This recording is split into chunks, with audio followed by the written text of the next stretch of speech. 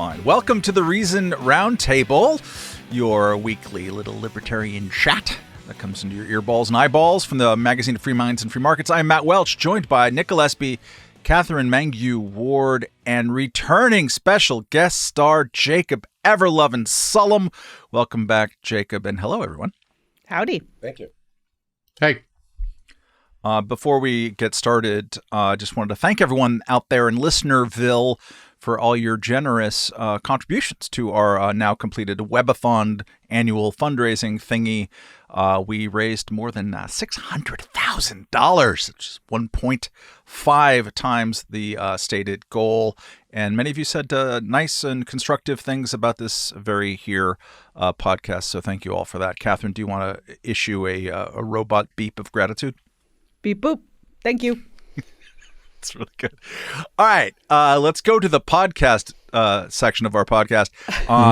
President Joseph Robinette Biden II's final days of office are being marked by extremely controversial applications, or trial ballooned applications even, of the chief executive's very important pardoning and commutation powers, beginning with the son Hunter, of course, but also potentially to any number of officials and bureaucrats who are deemed to be vulnerable to prosecution by the incoming Trump administration.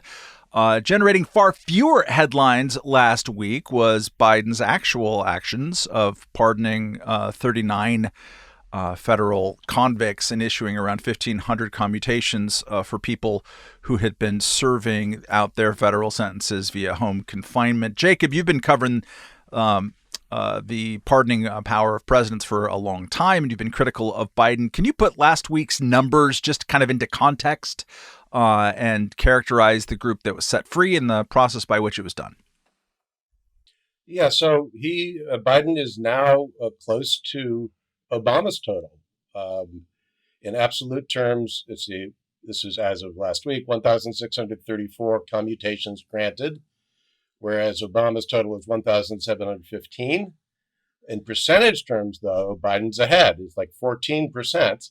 Now, he got fewer applications, so that's the main reason for that. But 14% is a higher approval rate than we've seen since LBJ. So wow. by comparison, Trump's was around 1%. Obama was, even though he had more in absolute terms, was only about 5%. And this is, you say application. So like, I can apply to get Nick's convictions vacated via some kind of online form, or is there like a board that does it? Yeah, these are petitions received by the Office of the Pardon Attorney for commutations, meaning shortening of sentences, not pardons. And then the people who got commutations last week, this is about, as you mentioned, about 1,500 people who were on home confinement. And for the most part, it's hard to tell because they don't actually list the crimes for which they were convicted, which is a bit of an omission. Usually they will do that. But judging from the descriptions of the people who received pardons, a lot of them were nonviolent drug offenders. A lot of them were described as people who had committed nonviolent crimes without the crime specified. So that's a bit tricky because that doesn't mean there were no victims. And we know that in some cases, people who got commutations included people who definitely had victims. There were several government officials or politicians who committed massive fraud. And probably the worst one of all among the commutations was this judge from my hometown, Wilkes-Barre, Pennsylvania, who had a scheme where he and another judge got millions of dollars in kickbacks for sending kids to privately run detention centers. And these judges, the judge who did the sentencing was known for being very tough. And for years, people complained about this, mainly the relatives of these teenagers. And not many people took him seriously. They thought this was tough love. It was getting the kids on the straight and narrow. But it turned out that he was getting paid essentially for each kid he sent to detention, and one of whom committed suicide. So that was probably, now the guy who got the commutation, he's 72 now. He had at least a few more years to go on his sentence, even taking into account credit for good behavior. So I don't see any reason why that guy's sentence should have been shortened. And there are several other examples of people who committed massive fraud, either stealing taxpayer money or bilking people. In many cases, people who were not very wealthy themselves and really got screwed over. That's nonviolent. It's technically all of that is nonviolent, but it doesn't mean it's victimless. So I don't think we should conflate those two categories. You have about 64,000 people serving time in federal prison for drug offenses. Now, it doesn't mean that all of them are nonviolent, but a good portion of them are. You have about 3,000 people in there for growing marijuana or trafficking in marijuana. So those seem to be good candidates for further commutations, which I think we will see. I think Biden wants to get above Obama's total in the end. He's trying to get that cherished Sullum endorsement here. I don't know if he'll get an endorsement, but he's, look, it's better that he does it than not do it. It's a shame that presidents are always leaving this until the very end of their terms in office, because it means it's not done in as thoughtful a way as it might have been done. If it were done, we were part of a regular process where they just do commutations and pardons throughout their terms, I think there'd be less cause for criticism. Their rationale would be more understandable, and it wouldn't look like they're being sneaky on the way out the door trying to get something past people. Katherine, there's in addition to the kind of important victimless versus nonviolent distinction that Jacob pointed out, and it seems like in this kind of large commutation, there wasn't necessarily a lot of thought given to that.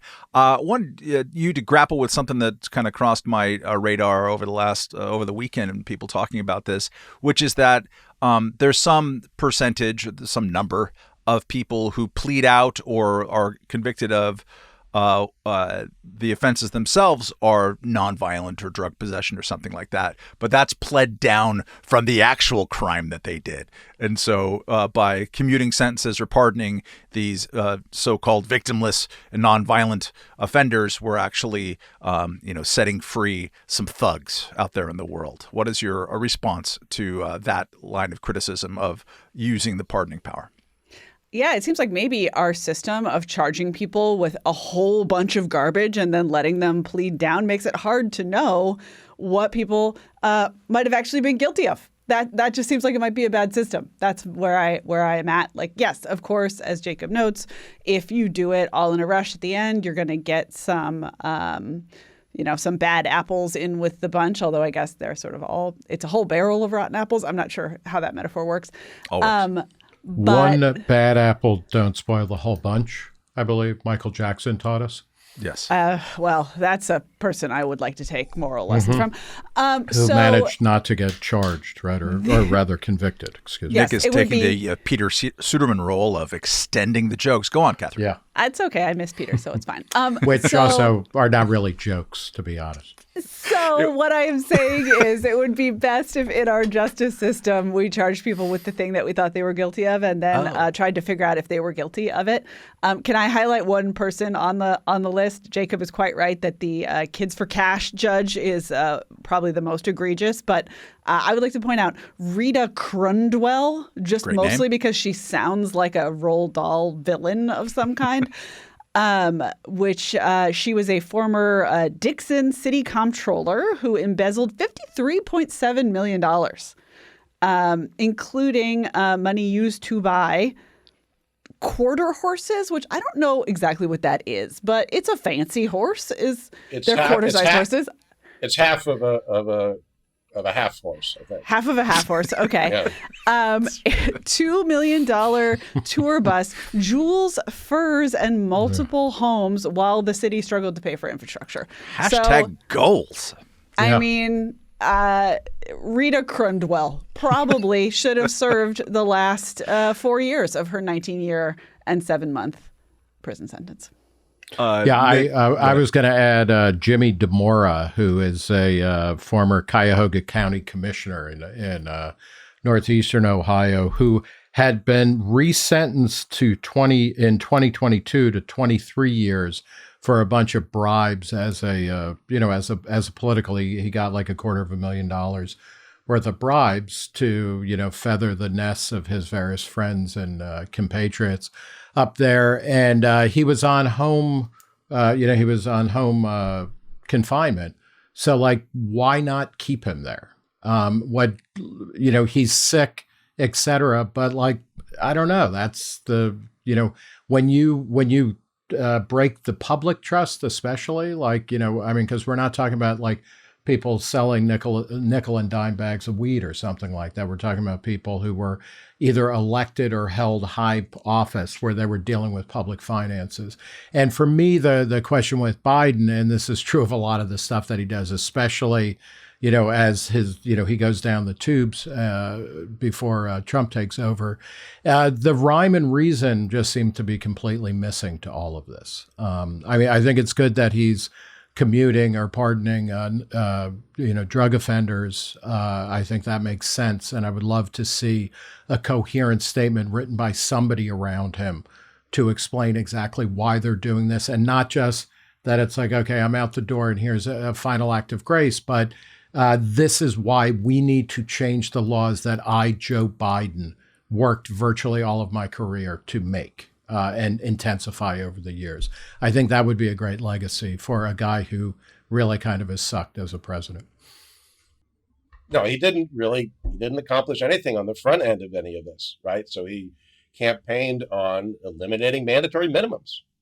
He campaigned on getting rid of the disparity between sentences for crack cocaine and powder cocaine, getting rid of the death penalty, all this stuff. And he didn't do anything about any of that. Now, obviously, he can't do that on his own, but he didn't invest any political capital into achieving any of those things.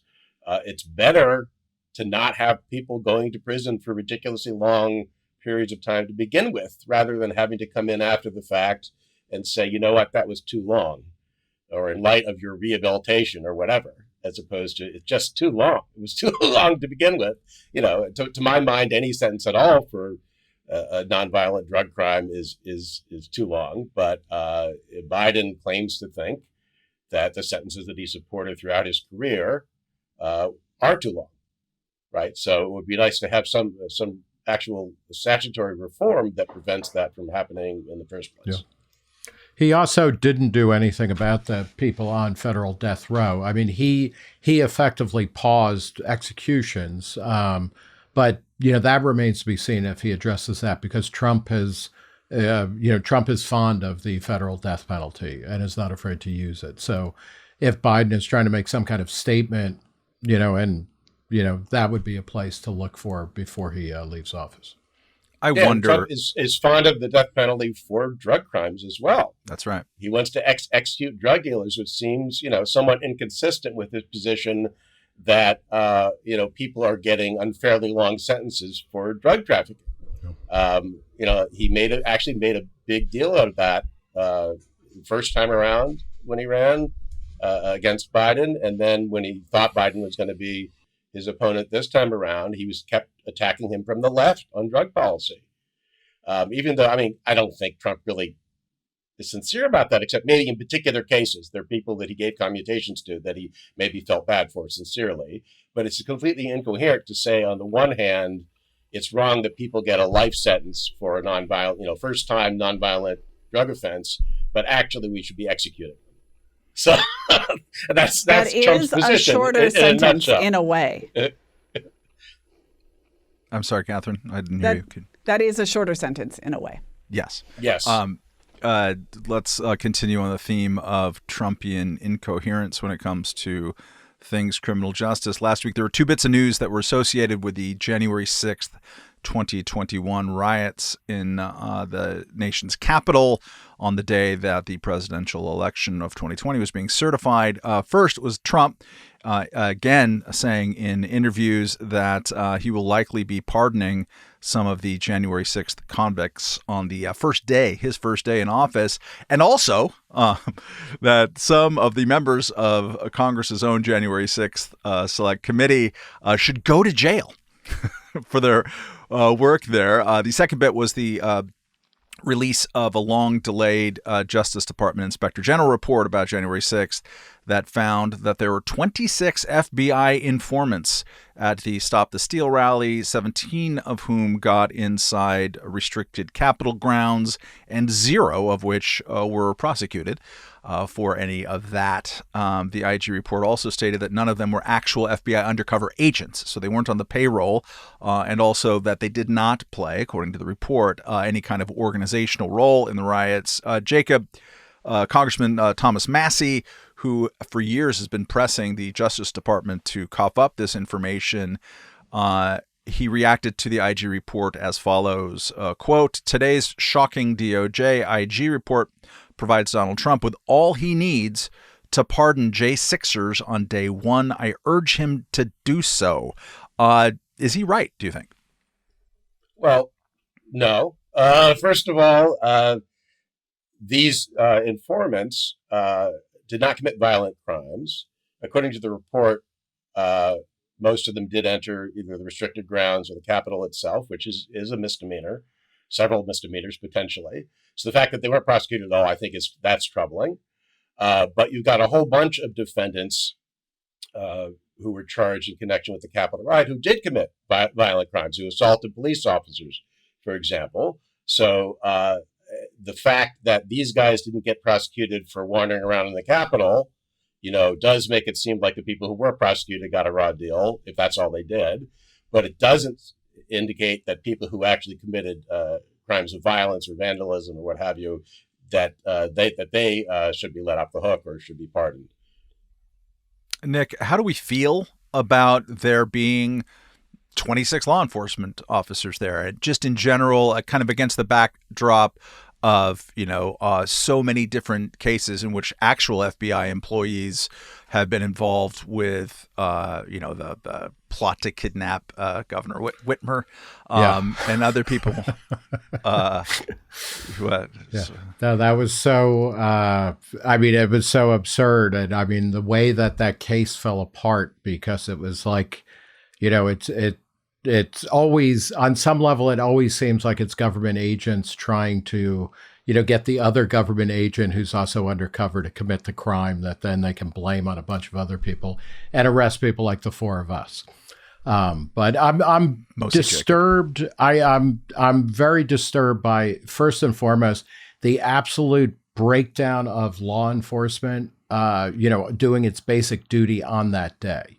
And that starts on a certain level with Trump being a dick through the whole thing, and really leading to his second impeachment, I think, for, understandable reasons. Like, that makes sense. But the mayor of D.C. did not make the obvious adjustments to police and controlling the place. The FBI report actually talks a lot about how they did not actually check in with various kinds of local bureaus and things like that. The report chides the FBI, apart from the question of having paid informants, milling around in the crowd. They did not share information. They did not issue the types of advisories and warnings that they should have done. At every level, this is like a series of government blunders that then let a bunch of stupid people commit crimes. So on that level, it's disturbing. I think you guys have kind of talked about it's not FBI agents. There were some people who went inside, et cetera. It's deeply troubling. And the FBI has long been, an organization which is both incompetent and evil, in various ways.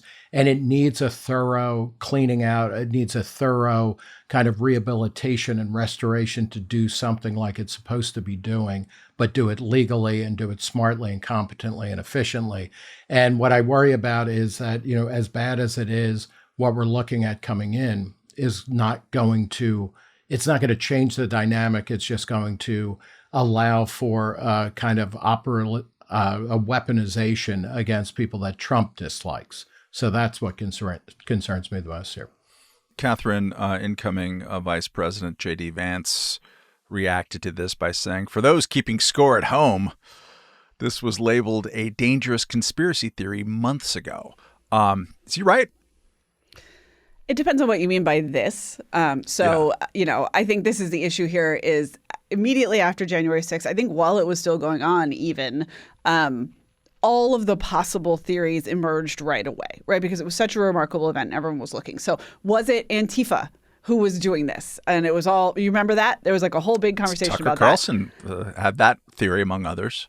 I, for obvious reasons, am deeply sympathetic to the maybe it was the feds explanation. And I commend to you all C.J. Ciramella's October 2022 print article, It's Almost Always the Feds, in which he suggests at the very beginning of the piece, here's a tip if you have some radical political views and an acquaintance reaches out, encouraging you to act on your convictions and maybe also offers to introduce you to a guy who can sell you some bomb parts, don't take him up on it. That guy is almost definitely working for the feds. This is good advice, probably for some of our listeners specifically. So, so I'm very sympathetic to the maybe it was the feds.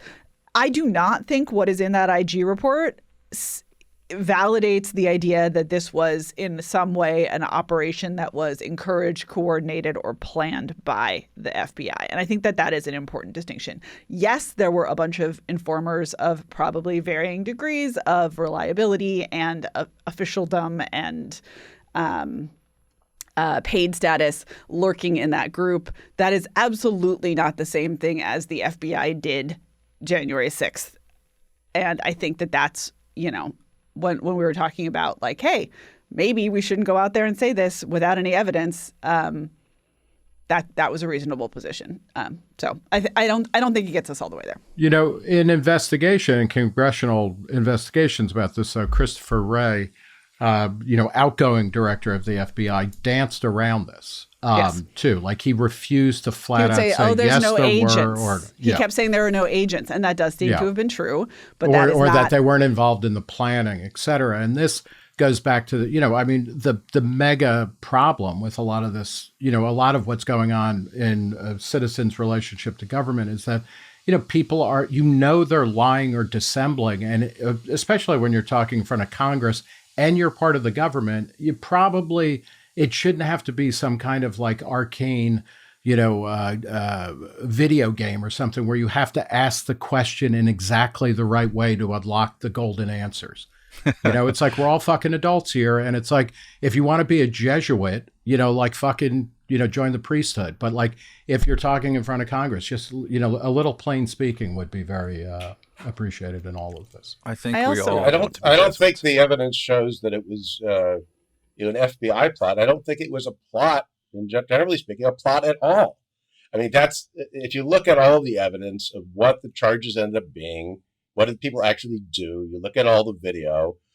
This was not planned in any kind of systematic way by anybody.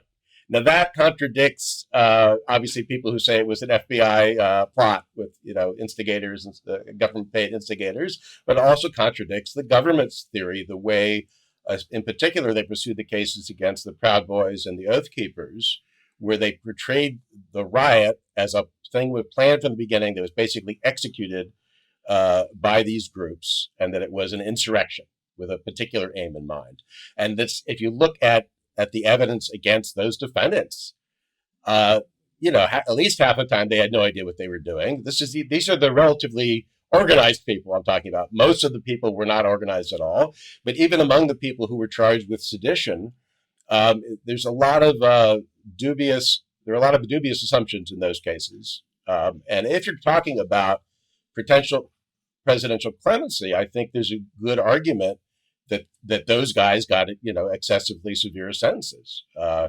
That you had somebody like Stuart Rhodes, who definitely thought violence was an acceptable response to Trump's loss. I think that's clear. It's not clear that he ever intended to stop the certification of the electoral vote.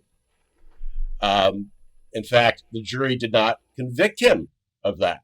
They acquitted him on that count of conspiring to obstruct the vote count. And the guy, the head of the Proud Boys, was his name, Enrique Tarrio. Similarly, he wasn't even there.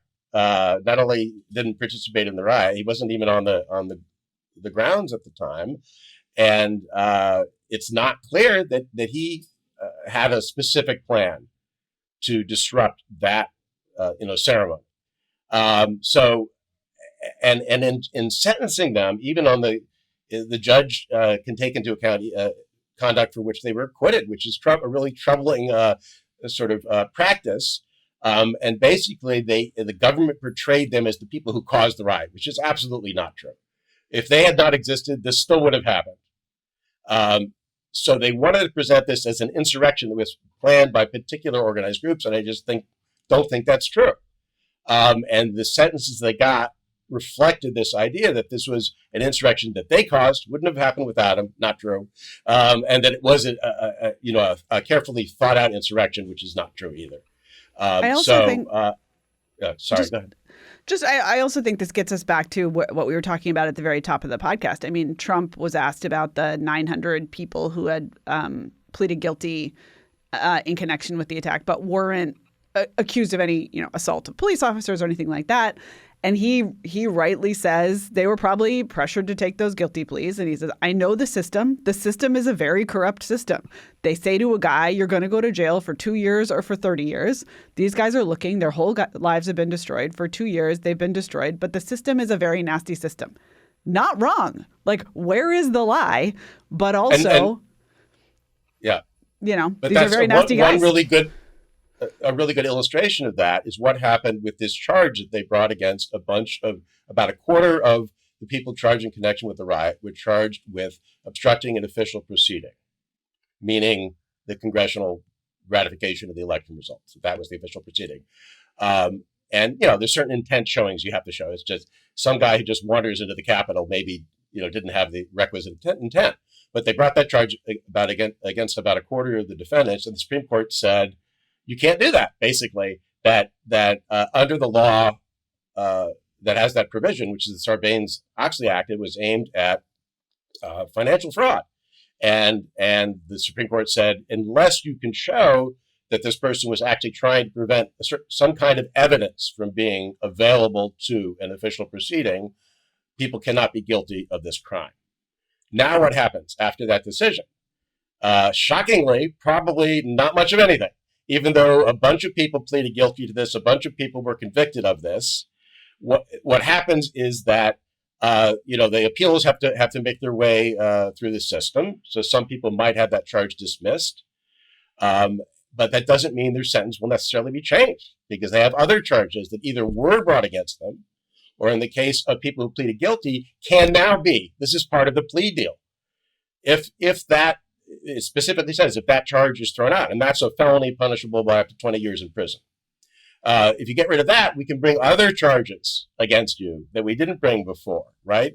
So the upshot of all this is that probably very few people will see any sort of relief as a result of what seems like a pretty important Supreme Court decision that goes to the heart of the cases against a bunch of these guys. So that's pretty shocking, I think. And then when if they are resentenced, the judge can still take into account conduct that they were not convicted of, right? So, I mean, they're screwed coming and going. So I'm sure, look, I don't know the details of every one of these cases. Obviously, there are a lot of cases. This is what, 1,500 cases or so. But I'm sure that some people got screwed. I don't think Trump is going to bring the proper, care in distinguishing between the people who received appropriate punishments and the people who got screwed. But certainly people did get screwed. Nick, as part of that, I think we can all kind of agree with the basic thrust of where Jacob's coming from on this. What happens if Trump comes into office and just does a blanket pardon for everybody except for like 10 people or 15 people? You will definitely redress some of those injustices that Jacob points to. You will also get people off from conduct that was probably violent. There was a victim, and it was bad, dude. What would that be for our sense of justice and where we are politically as a country and just in the cycle of violence, man? Yeah, I think it will be bad if Trump comes in and does a complete pardon of everybody. And, there's a couple of people like the guy who is, from my reading, has been held the longest in a pretrial custody situation, pretty much since shortly after January 6th, Jacob Lang, who is violent. He most recently asked for a delay in his trial because he hasn't been brought to trial yet because he's hoping for a pardon for Trump. This is a guy who should not be, walking the streets. Like he's a violent thug who has said, I did go there in order to overthrow the government. And if you think violence isn't, a legitimate response to Joe Biden stealing the election, F you, so I hope that Trump will bring a level of scrutiny, that Jacob has laid out here. That would make sense. And that would also, I don't know if the public would appreciate that. I know that the anti-Trump people who are now talking about how if you say anything good about Donald Trump, you are pre-surrendering to the new fascist regime that is about to take place with Kid Rock, leading the charge on the inauguration. But I would love to see that. And it would also signal to people, I think, something that, in the interview he did a couple of weeks ago with Meet the Press, where he actually leaned off. He said he was not going to personally push for investigations, of the usual gang of people who he claims need to be investigated. He said he would be hands off at Department of Justice and the FBI. And that's interesting. And it's different than when he came into office the first time and he pushed, extremely hard for Hillary Clinton to be investigated. And Jeff Sessions said, I'm not going to do that. His push to get Zelensky in Ukraine to investigate the Bidens is what led to the first impeachment. Like Trump is actually sounding different this time, even if some of the people around him, notably Kash Patel, seem much more vociferous about going after people. But so if Trump comes in and does what Jacob suggests, and actually lets out the people who deserve to be let out, because they were pressured by what Katherine rightly called, a bad system, or noted that he called a bad system. I think that would be fantastic. It would be an incredibly great way to start his second term, along with, of course, commuting the sentence of, if not pardoning, Ross Ulbricht. But he's lying, right? Probably. Almost certainly. Or he doesn't even know what he doesn't know what he's saying. Yeah. Yeah, and a problem to which you kind of alluded is that the people that he's deferring to supposedly include Kash Patel, who has explicitly said, here's a list of 60 people that are part of the deep state conspiracy, meaning that they annoyed Trump in one way or another. That they gave bad reviews to his children's book on Amazon. They're guilty. They're guilty of crimes. I'm not going to tell you what the crimes are right now because we have to look into that and figure it out later. But they absolutely deserve to be prosecuted. And that's not an exhaustive list. He makes very clear, because that's just people who've served in the executive branch. There are also members of Congress. There are also other various hangers-on, including people in the media who were part of this conspiracy. And Trump has said the members of the January 6th committee are guilty of treason. Look it up. It's really hard to figure out how they're guilty of treason. They did they adhere to the enemy in time of war? I don't think so, unless you define war in very vague terms. He's also argued that they destroyed evidence. He claimed they destroyed all the evidence they had collected, which is obviously not true because you can look that stuff up online too. There's a really long, an 800-page report and lots of transcripts that you can have a look at. So I don't know what, Trump doesn't really have anything in mind. I think it's fair to say he just throws out whatever he can think of. But then if Patel is confirmed as FBI director, it's actually going to investigate these people like Liz Cheney and every other member of that committee. What would even the theory be? I don't know. What's the theory by which they're guilty of a crime? So you can say, since it's bullshit, we shouldn't take it seriously. Don't worry about it. Except that the very process of being investigated imposes a big burden on people. And has a chilling impact, even if no prosecutions result, or even if the prosecutions are ultimately unsuccessful. And it has been pointed out that the fact that Kash Patel has announced in advance the people that he thinks should be prosecuted, and without an investigation, without saying what the charges actually would be, that actually would help people make the case that they're victims of vindictive prosecution if they ever are actually charged, which is usually very hard to prove. But in this case, he's given them a lot of ammunition. So then, do you agree with the preemptive pardons that people are now saying? I mean, this is, to my mind, and I think we talked about this last week or the week before, here is where we get into this, weird cartoon universe where in order to prevent Trump's possible FBI director, who was so bad that when he was offered up in the first term for the number 2 job at FBI, Bill Barr said that I would resign, rather than let him become that. But keep in mind, Bill Barr is part of the deep state conspiracy. He's on that list. Absolutely. He showed his hand. He let everybody know. But, in order to prevent Kash Patel from doing something egregious, then, Joe Biden is being pushed now by people, including Bernie Sanders, who are suggesting that you just do a blanket pardon of people who haven't been charged with anything but, might be under Trump. I think that would be a huge mistake to do that. That plays into Republicans' hands. That's evidence that these people actually were guilty of crimes. Then they never have to actually try to prove that. We can just assume that, if they did nothing wrong, why would they need pardons? So I think that would be a big mistake. At least one of those people, is it Sarah Isker? Is that her name? Who used to work, in the Trump administration. She said, I will not accept one if it's offered.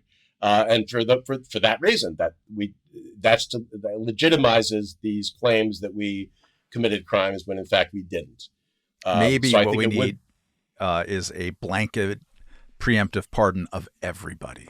Let's start over. Yeah. Jubilee justice. Well, if I may just... No, you may not, actually, because we're late. Okay. We need to get to because we're having a conversation. Listener email of the week. I apologize. You can maybe have it on the podcast that has your name on it. Let's get to our listener email of the week. Although first, a word from our sponsors who do the middle of the podcast, Nick, from the University of Chicago. Friends, in an election year, it's too easy to get lost in the fog of news and opinion. Understanding the real-life impact of political events can be a challenge in these even-numbered years. So we have got a podcast we would like to recommend. It's called Not Another Politics Podcast, brought to you by the University of Chicago's Harris School of Public Policy.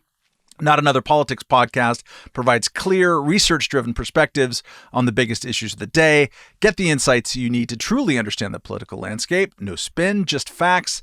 Subscribe today at harris.uchicago.edu/NAPP. That's harris.uchicago.edu/NAPP. Or just look for Not Another Politics Podcast wherever you find such things. Do it today. You'll be glad you did. All right.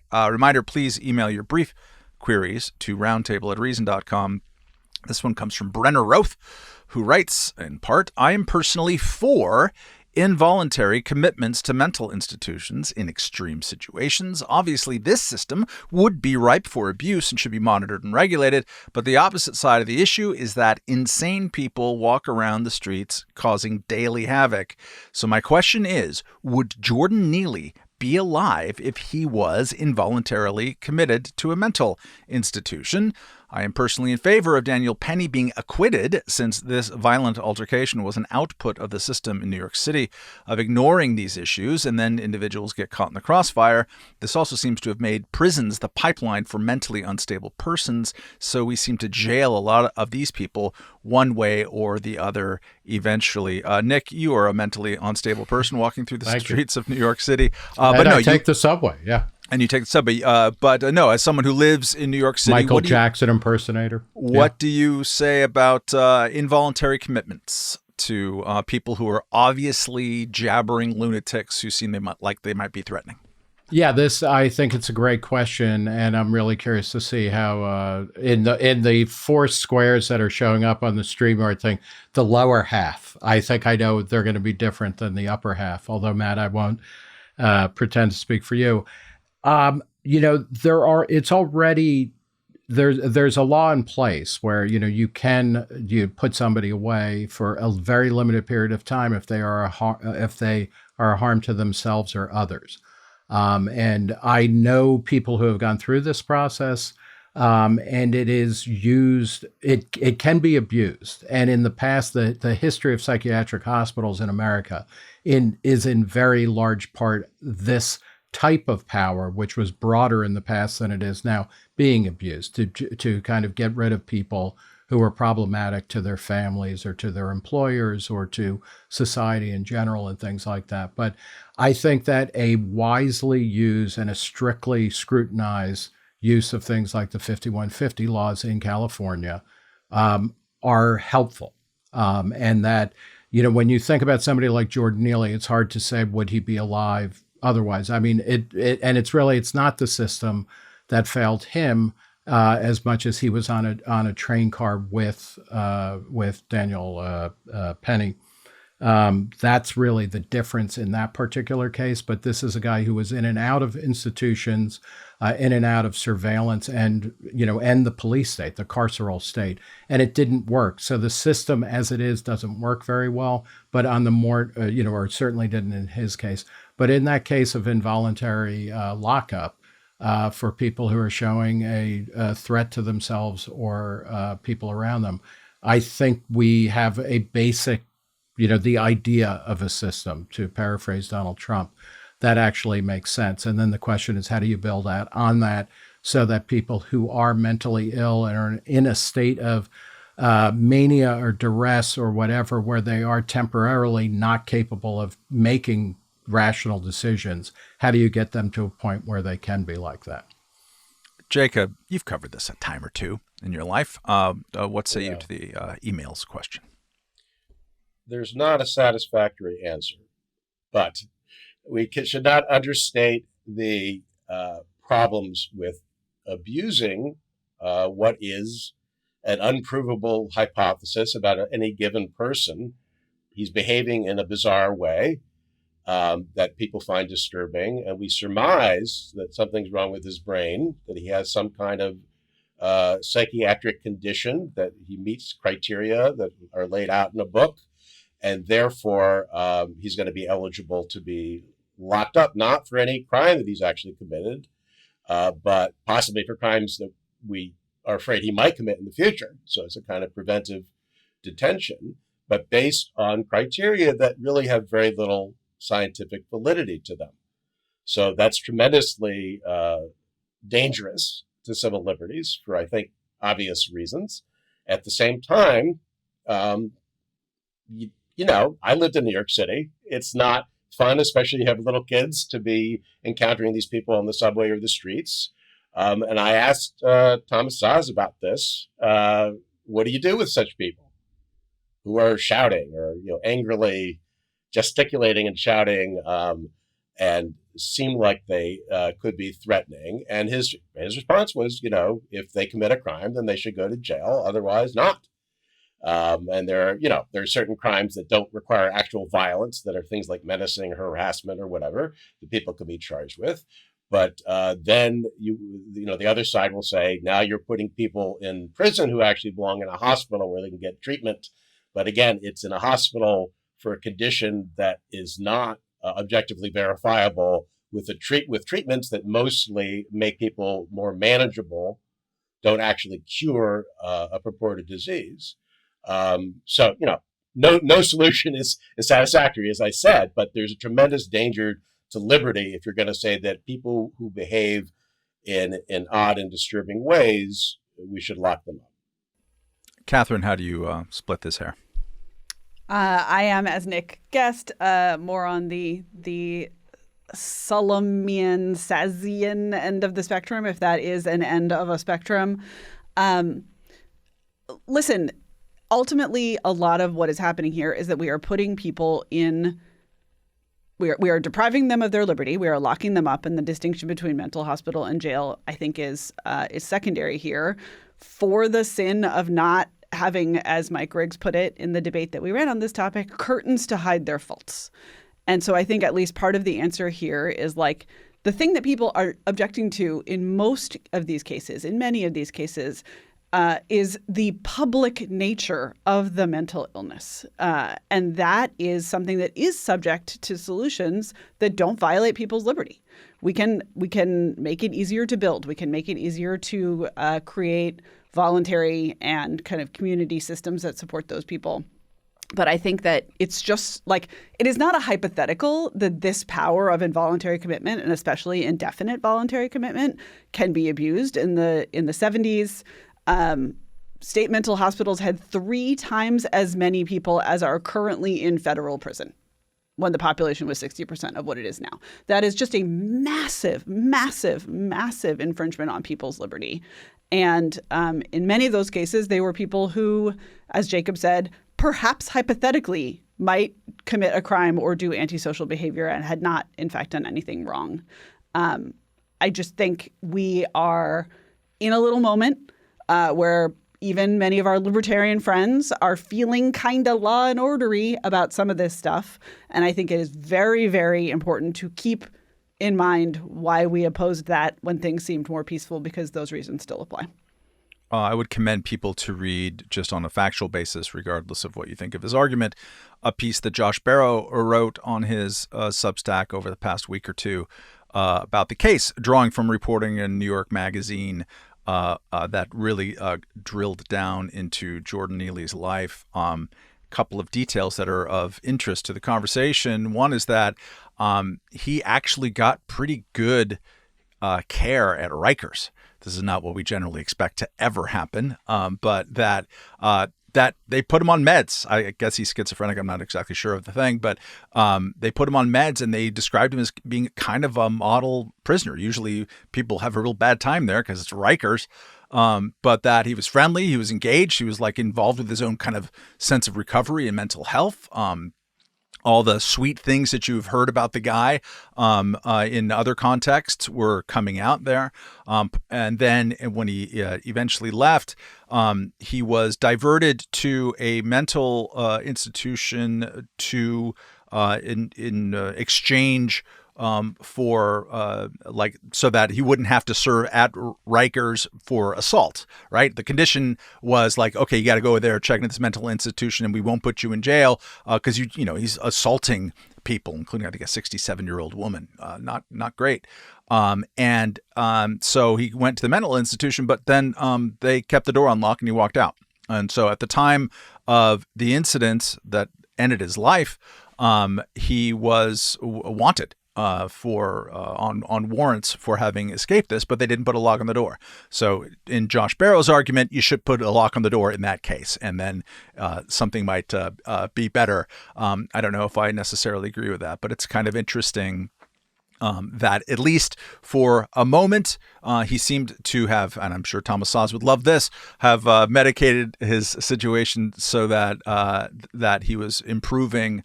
And we haven't figured out a way, I don't think, really, to deal in crowded circumstances with people who are menacing others in public. I think that there's the argument that I've made that makes Katherine mad is that I think that there can be a sort of public intoxication standard.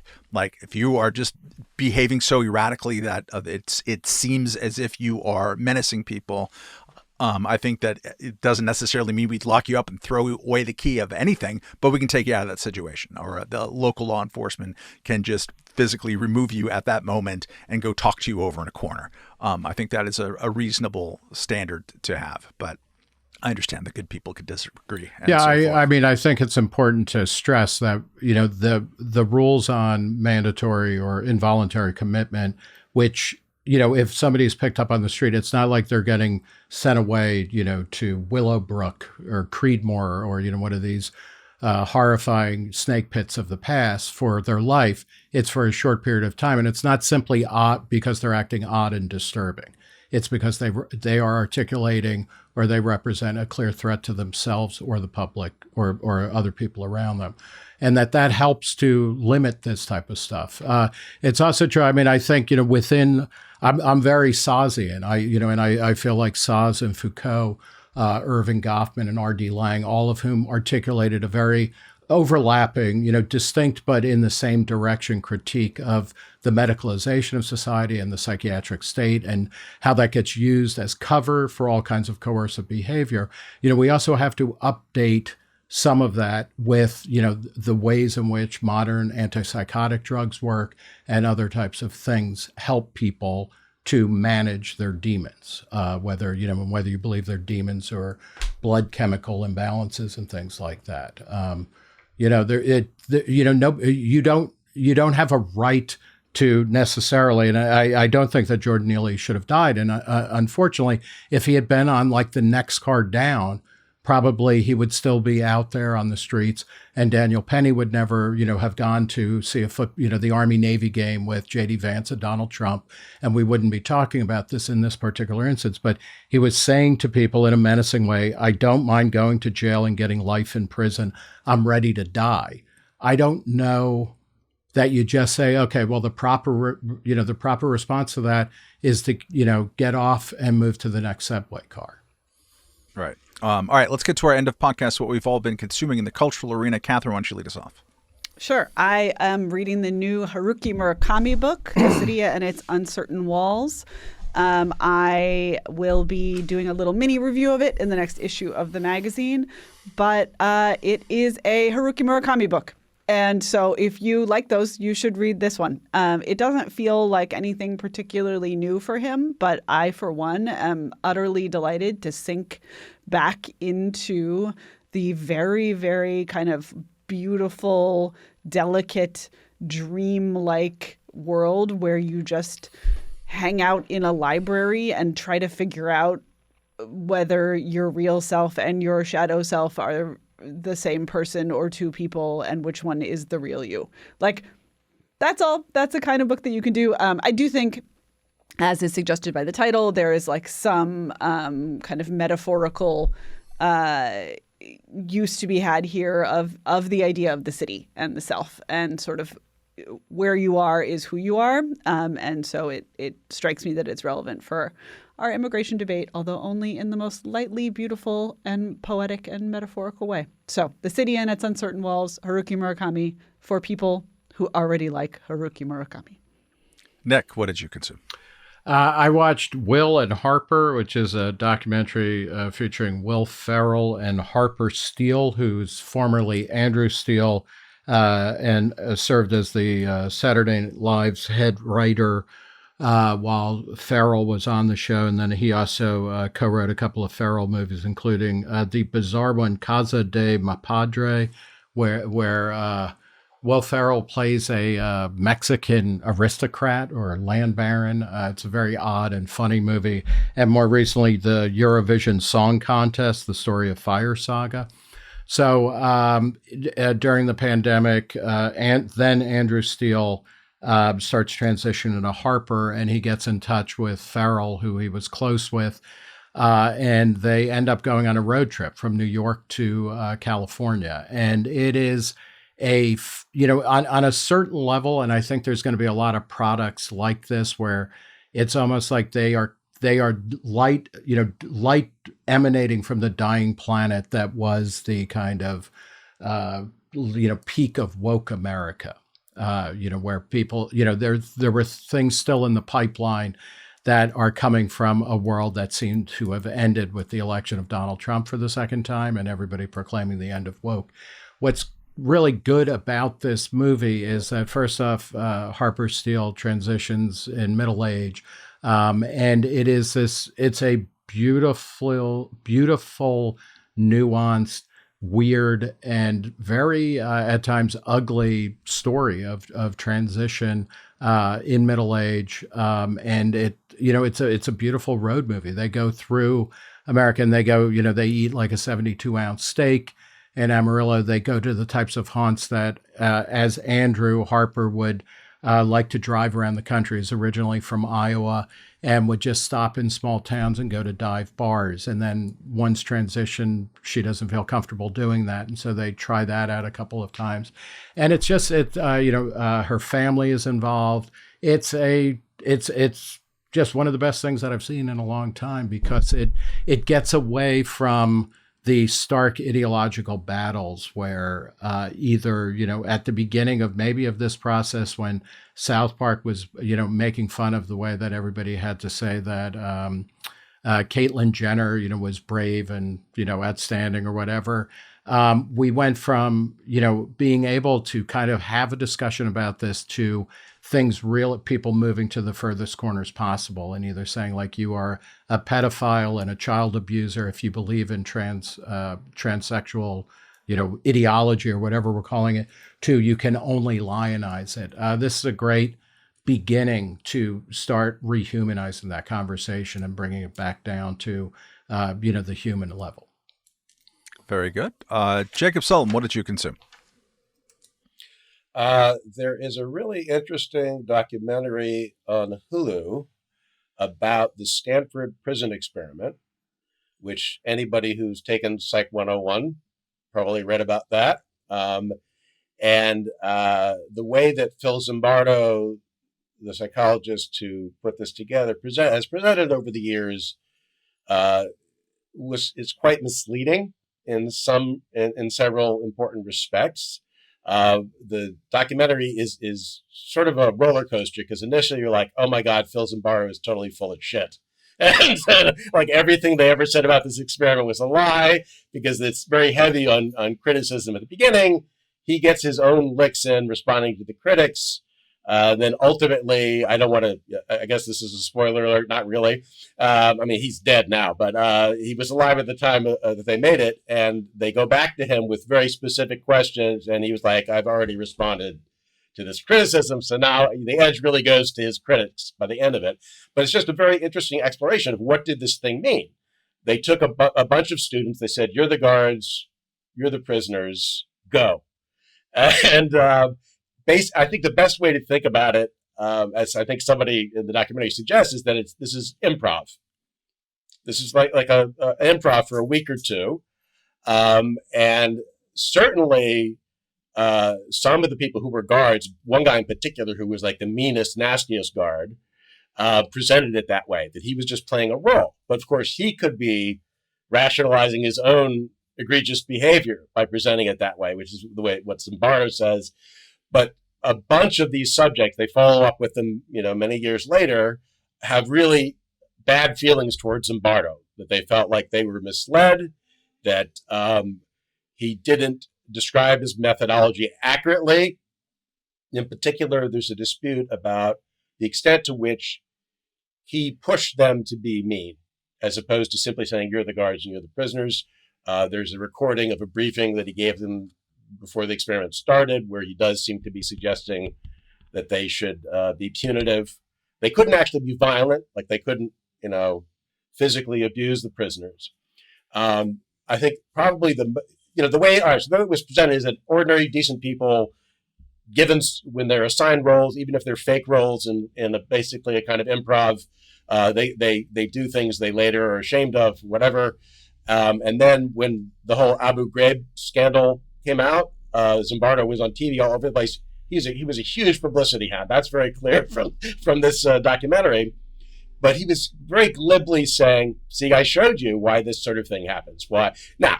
In the case of the prison experiment, nothing like what happened at Abu Ghraib happened, and supposedly it was all voluntary. People could get out anytime they wanted to, and so I think that's one of the strongest criticisms is that it's very glib to say this is all because of what I showed you with the Stanford prison experiment, because it was the two situations were very dissimilar in important ways, but it's worth grappling with because Zimbardo felt like he was unfairly maligned, and he has sort of rational responses, but not completely satisfying ones to the criticism.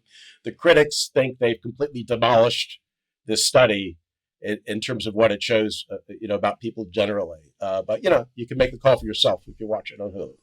I've seen that, and I find it fascinating because Jacob, you were a psych undergrad, right?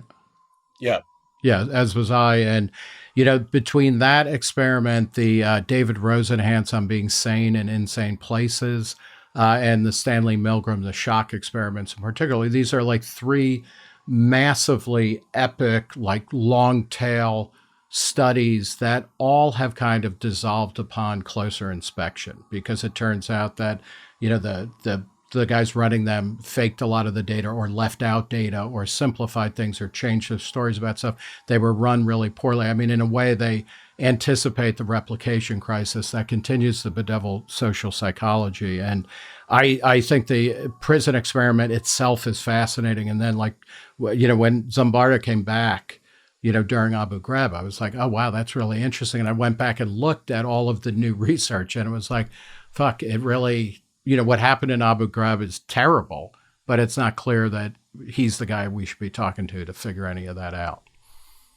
Very good. I read a book called Revolution on the Hudson, holding it up for the viewers at home, by George Dawn. It's about the Revolutionary War theater of the Hudson River and the sort of waterworks that go up through Lake Champlain and the St. Lawrence River, and how King George really thought that was the key. If we get this supreme British Navy to have full control over that waterway, you can cut off the annoying people in Boston and win the war, and never really could do that, and never stopped being fixated on it. And George Washington as well was also kind of fixated on that, just in terms of defense. It's a very workmanlike history by a historian who's also, I think, done a book about the 1812 War.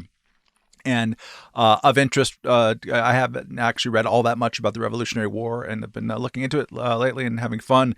A couple of takeaways that I found of interest were just a reminder of how many times the war hung in the balance. Like if this would have happened this way, it could have all been different. Which it starts with very close to where I'm talking from, like at the very beginning of the war in August. There was a Dunkirk-like evacuation of Brooklyn Heights after the First Battle of Brooklyn, in which the Brits and the Hessians could have just kind of cleaned it all up, and they didn't. The Washington snuck across the East River, and a couple of series like that, including on the other way. Like Americans had a couple of chances to end the war. Benedict Arnold, if it would have gone this way instead of that way, could have changed things. So very interesting, just in that history is more contingent than we that we generally think of. And then the other bit is just how much the Brits didn't understand that you can't win the hearts and minds of people when you are raping them all the time. Sorry, it's not very funny. But they went into places like especially Staten Island, New Jersey. I don't know why those two places had so many loyalists to the crown, but they did.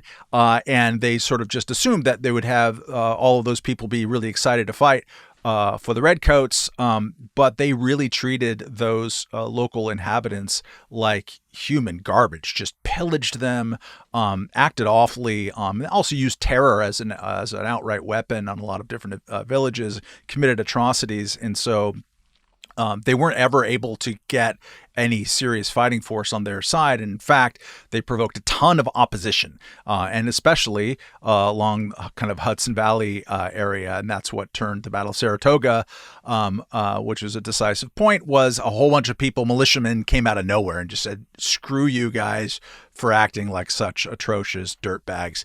And I think there's some lessons there to be had in the world. So Revolution on the Hudson by George C. Dawn. Good book. Liked it. All right, that's all the time we have to recommend Revolutionary War books on this podcast. Thanks for listening. Thanks again for the Webathon donations. You can still donate to us any old time at reason.com/donate. Look at all of our great podcasts, including the impeccable Reason interview with Dr. Nick Gillespie. At reason.com/podcasts. Events, we still have. Nick and I are going to be on the Reason side of the Reason versus debate this Wednesday, December 18th, in Washington, D.C., against the Bulwark's Tim Miller and Sarah Longwell. We will be debating the proposition on whether one must or must not take sides in politics. By the way, Matt, I've switched sides. I'm now with them. I wouldn't blame you for even a half a second. Yeah. But tickets are still available. Go to reason.com/events. Nick, is there anything? No, there's nothing going on here till January. So enough of your loose talk. But say goodbye to Nick, actually. He's going to be taking a much-deserved vacation and seeing some very interesting places. I'm not going to disclose. It's called involuntary commitment. I thought it was voluntary. Oh, it changes Doesn't everything. Feel that way. Yeah. Doesn't feel that way. That's very good. All right. Thanks again, and thanks to Jacob Sullum. Sullum? Why not? Jacob Sullum did a fantastic job as always, and I hope he comes back soon to replace me. Bye.